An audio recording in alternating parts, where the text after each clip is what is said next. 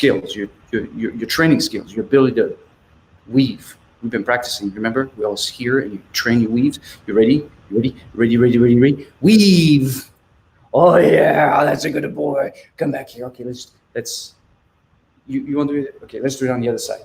Yes. Okay, you ready? Weave. No, I said weave. Weave. Okay, I think you kind of get the message. Hey everyone, thanks for joining. This is the Work So Well for Pets show live. And today we're talking about what just happened with Jimmy. You train your dog so efficiently in going through those obstacles, and kind of like I tend to train the same side, but I realize that sometimes my dog doesn't do it as well on the other side. And the truth is, a lot of you guys are so expert and go through such complex obstacles, having this ability to actually deliver your dog's action independently where you stand from your dog, whatever way, sides that you are, makes a huge difference for your dog to be able to be fast, efficient, and ultimately confident in executing. Well, today I've got a really, really special guest that's back. And you know this guest. This is Jessica Ajoux from United Dog Agility. She's going to talk to us all about the 4 ways method training. So you're going to have a lot of great information that you're going to want to take advantage of. And a couple of things. When Jessica comes on board, she's in the wings right now. I'm going to bring her in just a second. A few things are going to happen. Number one, you're going to learn a lot of things. So we need your help. Whenever you hear something that is new or something that reinforces what you believe in, draw some little hearts below and also some paw love, hashtag paw love, and what you've learned, something that you can share with somebody else and also teaches us what really matters to you. So when you do that, also, because we're doing a lot of canine sports training, well, you know, One TDC is definitely one of the products for the canine champions out there. So you'll be able to go into the drawing to get a bottle. And if you need some right now, actually there's a code on your screen. Just go use the live 10 coupon and you'll be able to save right now. Just go to worksowell.com. So we're going to cover a lot of stuff about the 4 ways method training with Jessica Ajoux.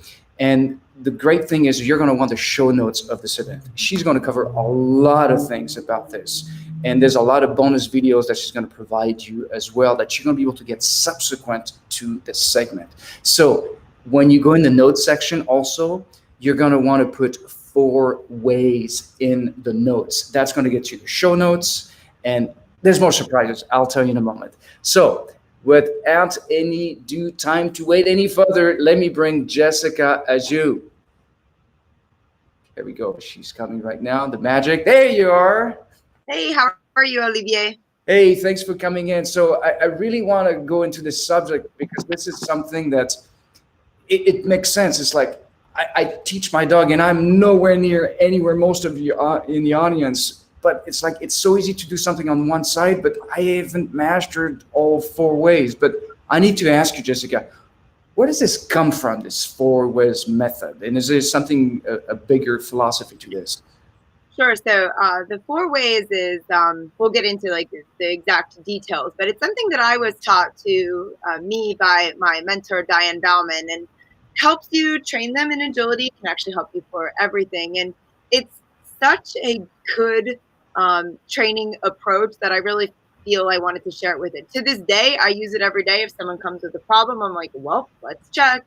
And it's like I said, it was taught to me by Diane, and it's I think of it as an oldie but goodie. Definitely still works today, and it's something that we've covered in depth within the first agility book that Diane and I wrote back in 2007. So actually, I have a hard copy. Not that we, everything's online and through everything now, but this was the initial hard copy of the book, and 4 ways is outlined very much in this, as well as some other things that are like some of them, like the shoot, gone from agility, and now things have changed quite a bit. This was published in 2007. That was actually when I graduated from college, and I spent way more time on this book than I did on probably my homework or thesis or anything I was supposed to do then.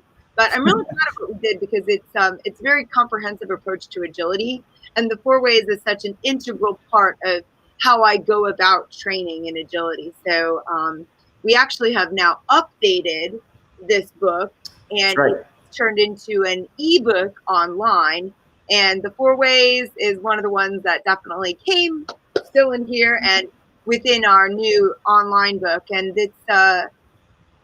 it's taken all the knowledge that I and Diane have learned from 2007, because things have definitely changed from then. We've updated, massive overhaul with all the things that we have learned, but the 4 ways holds true. It's like a foundation piece, and that's why I wanted to share it with everybody today. So on the screen right now, you can see actually it's an ebook now, Jessica, because it's been updated. And then what we'll do for anyone that's interested in getting the book, which who wouldn't? If you're beginner or advanced, I mean, there's a lot of stuff, and I was roaming through the details of the book. And in the show notes below, and also in the comments, we're going to be able to give you the link of the book if you want to check it out. Can you tell me just a little bit about? I want to go into the four ways method, because it's anchored in this book. Can you give me a little bit more of insights? Like, okay, so you had a hard copy, now you have a digital copy. What's the value of the digital copy of it, and really, frankly, that upgrade for the audience? Sure. So like I said, it includes all the knowledge that we've had, which I guess now is like 13 years worth of information that has been added, which is not something you can do, on a paper copy unless you rewrite it, which is essentially what we did. We took all the knowledge, put it in, and it's now in an ebook form. And the advantage of that is twofold. One, we've been able to include links to videos, because while the book and the ebook are full of beautiful pictures and such, some things are hard to communicate via just print and pictures. So now we have links to videos that demonstrate whether it's a training process, the 4 ways are in there, different things. So there's like a large amount of video links within it. And on top of that, second thing is that we've have the ability to constantly go back into the book and update. So if agility changes, you think of it, we have the shoot and now it's gone. So we took that chapter out, and even the table training has changed, because when we wrote the book, you had to sit or down, and now things aren't the same. So we've included all those updates and given us the opportunity to keep up with the pace of fast changing agility in this sport that we like so much. So it's a book that basically is got, I think I read, you guys have 300 videos in there. It's it's really substantial. So I got to ask, because I'm sure people are wondering right now, they're probably going, there's a link in the notes. How much is the book? I mean, that's a lot of material for any beginner or advanced agility person. Yeah, the book is $44.99. So is that the monthly subscription, or how does that work? Nope, that's the one-time fee price of the book, as if you just bought it off the shelf. So you mean to tell me that you guys are constantly upgrading this book, and the audience, whoever's interested, can just buy it one time and continue having that benefit?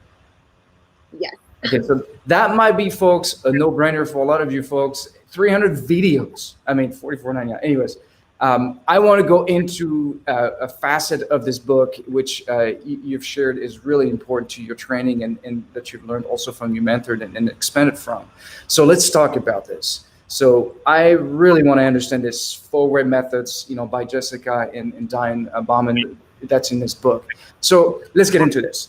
What exactly is it? What is that all about? What does that mean, all 4 ways? It sounds simple, but I really want to learn from you. Sure. So the 4 ways represents a simple way to describe how dogs can perform each obstacle. It's based relative of the dog and handler position. So the dog can perform the obstacle with the handler in front, so moving towards the handler. The dog can perform the dog can perform the obstacle with the handler behind them, so moving away from the handler. They can do it with the handler on the left, and they can do it with the handler on the right. So those are your 4 ways. We think of call to, dog moving towards the handler, send, dog moving away, run by with dog on right, and run by with dog on left. So there's your 4. It's like a blueprint for training. You want to make sure that you train all 4 ways, each obstacle, and then you can be guaranteed that your dog understands the obstacle regardless of where you are, and they're prepared for whatever it is that they run into on course. Got it. Excellent. If you've just tuned in, we are with Jessica Ajoux, the co-founder of United Dog Agility, and also co-wrote the book that we were showing earlier that you guys are going to want to take advantage of, Agility from Start to Finish. And if you learn anything, and I'm sure you will, you definitely want to give some paw love to our friend Jessica. So just go into the notes and very quickly just put paw love, and whatever you're learning, just hashtag paw love. You're going to get a free 1TDC bottle and a drawing as well. So you might as well try to take advantage of that and teach us what you're learning. So we're learning about the 4 ways method with Jessica. We have now a basic understanding of what exactly does that mean, but I think we need to go a little bit further in understanding it. So why is it so important to teach all 4 ways? Sure. So we never know what the course is going to be like, right? It changes all the time. It's part of what keeps agility interesting. And unlike obedience, where the dog is always on one side, you need the flexibility to go anywhere you want. And the dog then needs the knowledge in order to perform each obstacle. So since we don't know what the course is going to entail each time, it's important that the dog be trained to perform each obstacle regardless of where the handler position. The other thing is, speed is super important in agility. And there's different personality types of dogs, right? Just like with people. And there are some dogs that even if they're not sure, they'll go full speed. And there's others who are like, I don't know, I'm not sure, I'm not going to go. So we fully believe that speed comes with confidence and understanding. The more you educate the dog, the more you teach them how to perform that obstacle independently, the more prepared, educated, and the more confident then they can be, and that's how you get speed. Think of it this way: even if you think you can outrun your dog and you usually can stay in front of them, I don't need to teach the send, I can always outrun them. Well, what happens on the day that your dog decides to go faster, right? If they're actually picking up some speed, for whatever reason, then they go and they start up that seesaw and they go, where are you? Because you're behind them and they're not used to that. Now they're in a little bit of a pickle. They could actually get a little scared, or they could start to go, ooh, wait, I don't know how to do this obstacle when you're behind me. And that doesn't feel very good to them. And what do they learn? Maybe I should go slower in order not to get myself into this position. So even if you don't feel like right now you would need all 4 ways, you need to prepare them so that the day they do go faster, they don't find themselves in trouble and accidentally decide not to go fast or whatnot. That makes a lot of sense, because you're right. So I think if I had to classify one word in that question, is, like you said, it's confidence. Confidence for the dog, and frankly, confidence to know that the dog will be able to execute on my end. Right. I think I spoke a lot from the dog's perspective, but really from the handler's then perspective, if the dog can perform that seesaw with you behind them, you know that you can peel away. You can go wherever you want to on course, and it gives the handler the flexibility to be wherever it is that they need to be and the confidence to do it.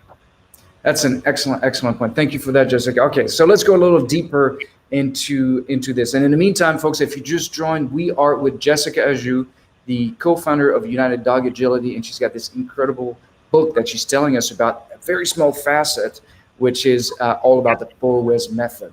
And you're going to want the show notes. So if you haven't done that yet, make sure that in the notes section, put the word 4 ways, which will provide you access to the show notes. You're going to as well get some bonus videos about 4 ways. And I should probably tell that now.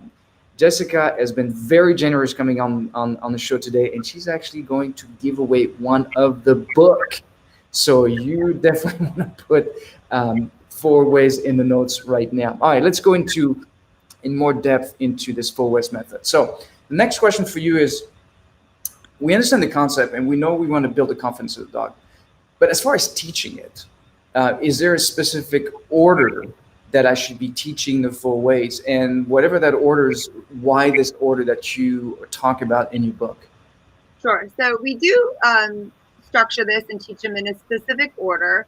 And the order that we go is call to first, then send, then the run by. So left and right, not super specific about which one, just making sure you do both ones. Refer back to our leads video from last time to know why to do that. So the reason we start with the call to is, in general, dogs want to come towards the handler. Mm. So they are motivated to come towards us. So when I'm first teaching something, even like a jump, right, I would leave the dog on the other side of the jump, go to the other side, and call them over the jump. This helps them with motivation so that they have like the confidence to come forward. The other thing is it keeps them going straight. So I also, when teaching 2 on 2 off, right, which is a contact position for doing any of the stop contacts, I always start as a call to, doing it towards me. This keeps their body straight, it keeps them going in the right direction, and it's just usually a little easier for them to do it coming towards.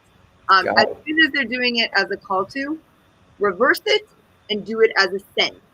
So the send is the one that is often like takes a little bit more with the training because they want to come towards us. So all Mm. of a sudden, if I'm trying to get the dog to go away from me, right, they do all this turning, they're looking back for the handler, and this one gives them the confidence to be able, like once they learn it, that they can go. You frequently have to put something that they want out there, so that put my hand in front of the screen, so that they're focusing forward, whether it be a toy, treat, whatever. But you need to balance against the draw of looking back to the handler. But that's why we do the send as soon as they master the call to get that independence forward. Next is the run by, so running with the dog on one side or the other. Usually by that point, the dogs are already focused on the job, so they tend to already get the point. We can do that jump. They're looking forward. But with some of the breeds, like herding breeds who like to chase the handler, right? If you start running, your dog starts looking at you running too. They do need to learn it with you running to the side as well, because now their attention is a little bit distracted. So that's the order we do it in. Got it. So if I'm training my dog, depending on how advanced my dog is, from an actual day of training, should I start in that day of where it's comfortable first for the dog, or should I tackle knowing that he or she is already mastered, for example, coming to me or going through the weave and so forth, and or should I start in the sending out? How do I not confuse my dog, basically? Sure. So just think of it like I said, it's a blueprint. First call to, then send, then Okay. the reprise. So Sure. wherever it is you left off last time, that's the one you regroup. So if you did call to and you're still working on that, start there. Once it looks good, flip it to the send and build that way. It keeps you on track. It's good systematic Got it. that way. Got it. That makes a lot of sense. Hey, folks, if you've just tuned in, we are with Jessica Ajoux, the co founder of United Dog Agility. And today she's talking about a small facet of a great book, Dog Agility, start to finish.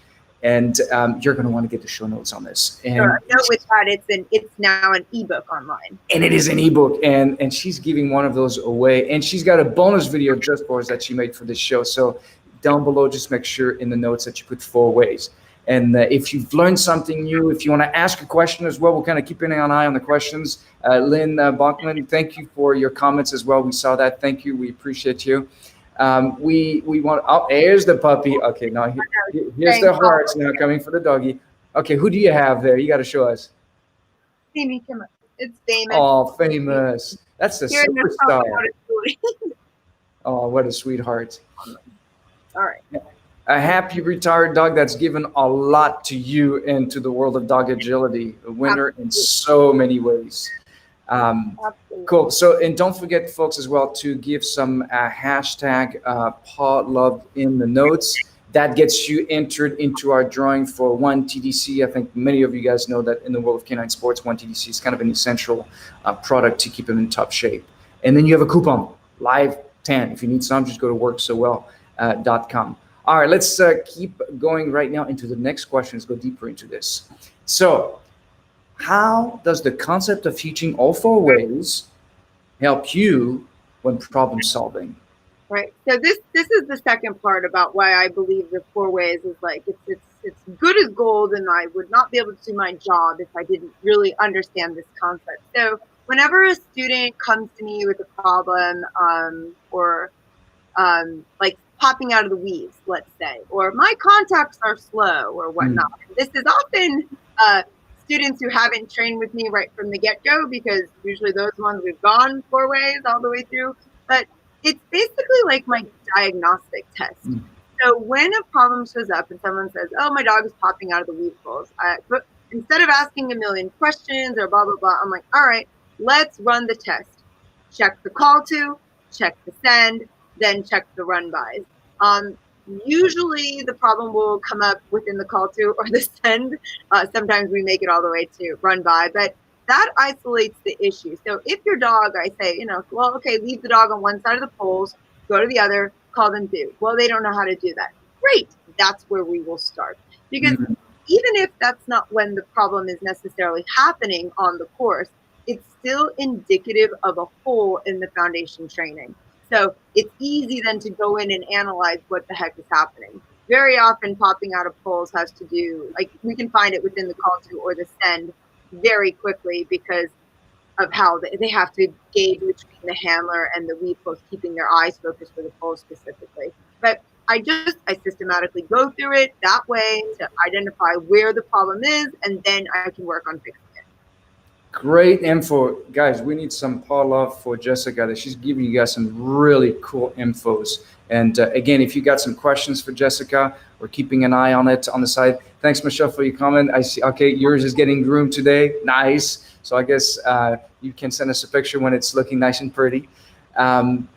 Thank you for that, because I think it really does help us understand a little bit more of why it's so important, really how it helps you in the problem solving aspect. Yeah. I think what I want to go into right now is kind of the next phase of this, is really understanding which is really the most difficult way that you've found in your years of training and dying as well. And for most dogs to learn, is there a specific way that you say that's a tougher one? And how do you handle that?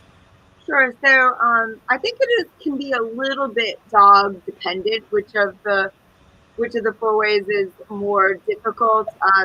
With the call to, we usually identify the chasers, the ones who want to catch the handler, because what they do is they'll just run right by the obstacle and catch the handler because the handler's in front of them. So dogs who are a bit more chasey of the handler will have a harder time with the call to. Dogs who don't tend to have as much like self-propulsion, who rely on the handler for speed and support, they tend to have a little bit harder time with the send because now the handler is not helping them by moving forward. So depend on the dog that way. And then of course the run by, I think generally goes easier than not, but you'll still see the super herdy ones who are like, you're running and now I'm running into the weave because I didn't see them. So you'll get it that way too, but most often call to and most frequently send are the most difficult. Ooh, my hair is falling out. Got it. Sorry, fix your hair. I'll reintroduce you. So again, if you just tuned in, we got Jessica, who's getting all ready, from United Dog Agility, talking to us about all 4 ways, the method training, which is from an excerpt from the book that she and Diane Bowman wrote, Dog Agility from start to finish. And I see a lot of you folks are doing that already in the notes. Make sure you put 4 ways. That will give you access to the show notes of what we're doing today. Bonus video that she's giving to all of you. And we're going to have a really a lucky winner that's actually going to get a copy of that book.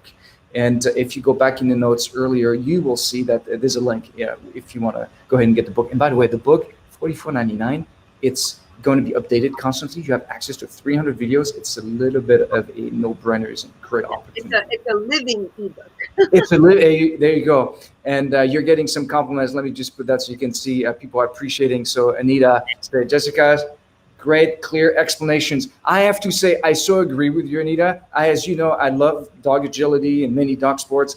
I actually don't do it like you guys do. But there's one thing about Jessica, she's so clear. And it could be perhaps because she's got a degree from Princeton in psychology. She understands not only the dog psychology, but our ability to absorb knowledge. So thank you for that, Anita. It was really sweet of you to put that comment for us. So here we go. We're going to go now into even a deeper aspect of this 4 ways method. Ready? Oh, I think I've got the wrong one here. I'm showing you the wrong question. You did a rewind here. Yeah, you got to push the right button. Okay, so this one we did. Let's go into the next one. Here we go. Next question for you.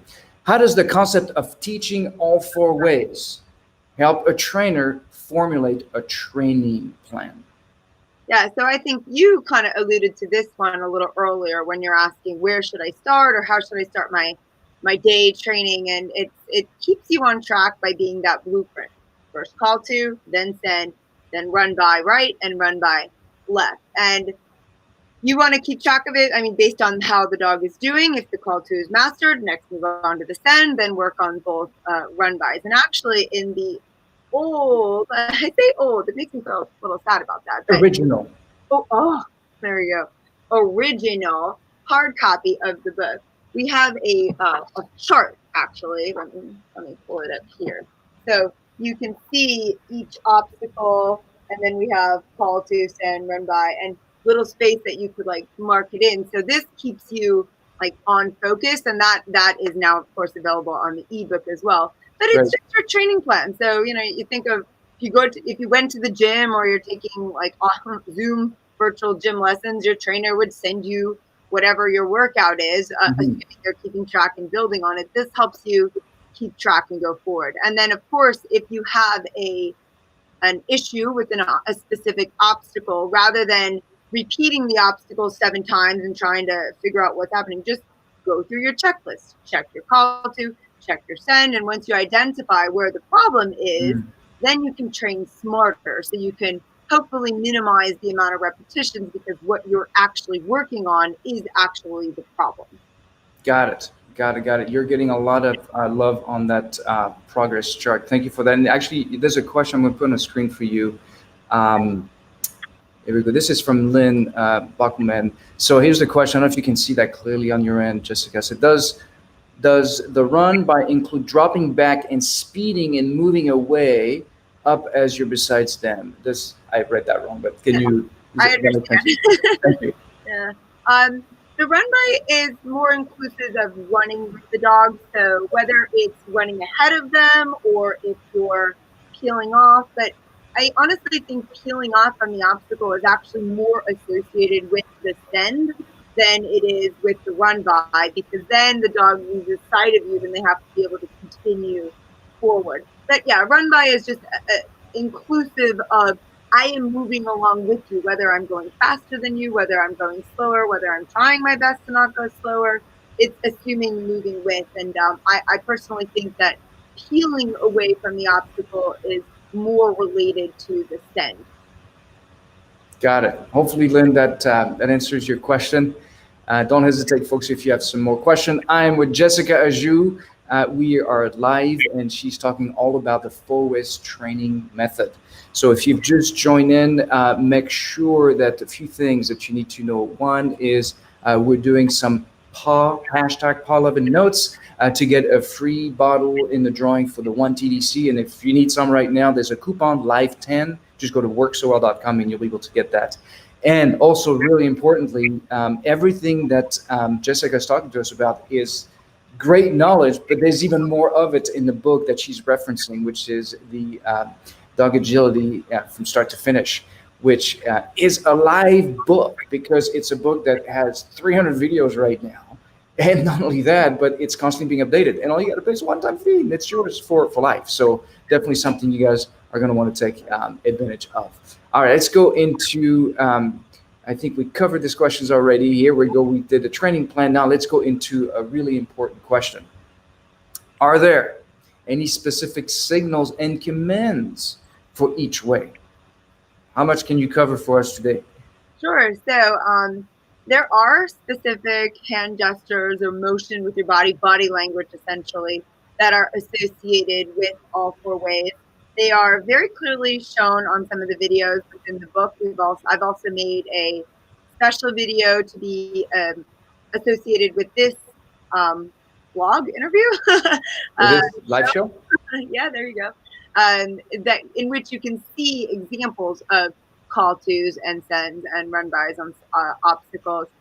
The thing to remember with the hand signals, that we're trying to do what speaks to the dog. So when doing a send, for example, we tend to use we use a underhanded bowling motion, which helps show forward motion. When doing a call to, especially for dogs who really want to rush to catch you, we use an overhand motion pointing back towards the path of the dog. That way it suggests to take that thing over there, don't run past. All of our signals are always directed not necessarily towards the obstacle, but towards the path that the dog is going to, because I believe that if the dog is on the right path, they will run into, find, discover, meet the correct obstacle, and therefore take it. And these things are clearly illustrated within the book. And you can proof and do a lot of things in agility without the hand signals and such, but it is definitely helpful, especially at the beginning when first teaching, to associate some hand motions. If you're going to use your hands, you might as well be doing it in a way that speaks to the dog and helps them understand what you're saying. Got it. So that gives us kind of a quick overview. But to your point, and this is a really cool part, folks, is Jessica just actually did put a video together for us just for that on the comment part. So all you have to do, you'll access it, it's free. You just go down in the show notes right now and just put, actually see in the notes and just put 4 ways. And many of you folks have done it already. So you'll have access to that. It'll be sent to you automatically through a little automated process. So Jessica, I really want to thank you for all of the subject that you've covered on the 4 ways method. Obviously, there's a lot more to learn. There's a lot more to practice. But what I want to do now is I'd like to step back and start all over again, especially for those that just tuned in. And it's a great recap to kind of go through some of the golden nuggets. So hang tight, don't leave yet, because she's about to give some of the recap tips that you definitely don't want to be having your own notes. So here we go. I'm going to hide you as if we started all over again, and I'll bring you right back. Here we go. All right, folks, thanks for joining live. We have a very special training day today. We're going to learn all about the 4 ways. 4 ways method is all about having my dog's ability to deliver any commands to go through an obstacle independently of where I stand.